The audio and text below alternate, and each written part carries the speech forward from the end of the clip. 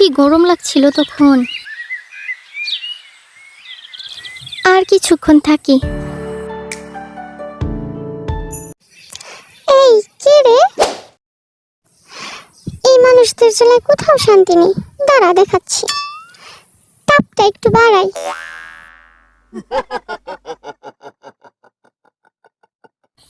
এ কি, পানি সব শুকিয়ে গেল। আম্মু, এখন শান্তিতে ঘুমানো হচ্ছে? দাঁড়া দেখাচ্ছি। এ কি, তাপ বাড়িয়েও কোনো কাজ হচ্ছে না কেন? দাঁড়া আরো বাড়াই। এখনো শান্তিতে ঘুমাচ্ছে?